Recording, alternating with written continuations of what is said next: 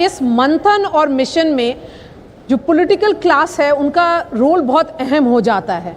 और इसलिए राहुल नार्वेकर जी स्पीकर हैं महाराष्ट्र असेंबली के, वो हमारे साथ जुड़ रहे हैं इस मंच पर। राहुल, हमारे साथ जुड़ने के लिए बहुत बहुत शुक्रिया, क्योंकि जो युवा पीढ़ी है वो आप लोगों से इंस्पायर होती है। आप लोग इतने बड़े पद पर हैं।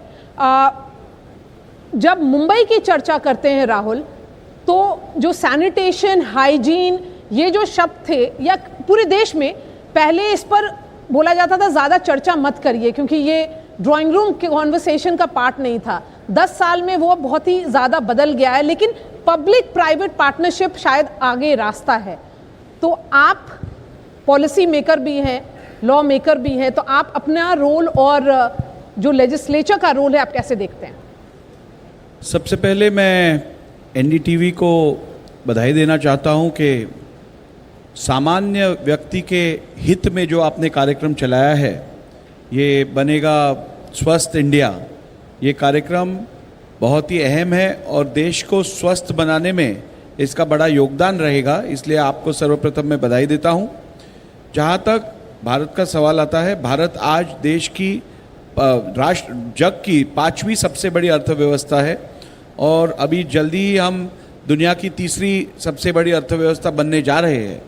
ऐसे परिस्थिति में यदि हमें हमारा सबसे बड़ी अर्थव्यवस्था होने का लक्ष्य साध्य करना है, तो स्वस्थ इंडिया प्राप्त करना बहुत ही आवश्यक है।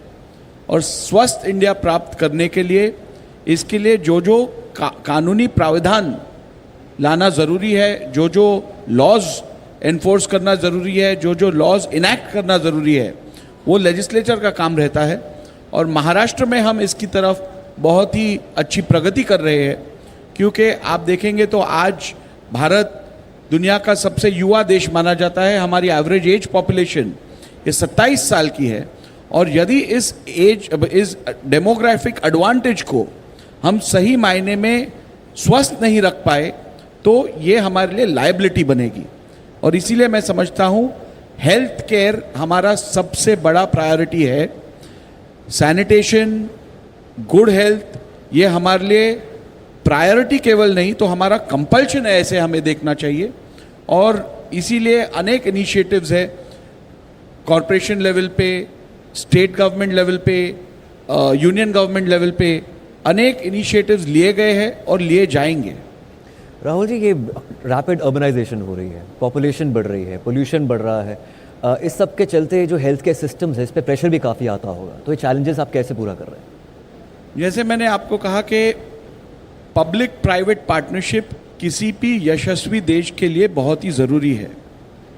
गवर्नमेंट एक हद तक कर सकता है, उनकी जिम्मेदारी है, वो करेंगे।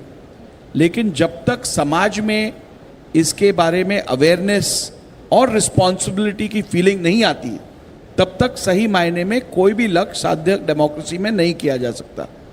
लोकतंत्र में सामान्य जनता का सरकार के साथ भागीदारी होना, उनके साथ में चलकर कार्य करना अपेक्षित है और बहुत ज़रूरी है।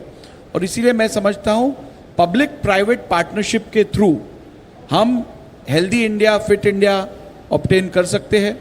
अभी आप देख सकते हैं योगा जैसे शास्त्र, योगा का साइंस जो है वो हमारे देश से शुरू हुआ, लेकिन आज दुनिया के कोने कोने में प्रैक्टिस हो रहा है। हमारे यहाँ योगा को प्रमोट करने के लिए जितनी रिस्पॉन्सिबिलिटी और जितना कार्य गवर्नमेंट ने किया है, उतना ही कार्य प्राइवेट प्लेयर्स ने किया है।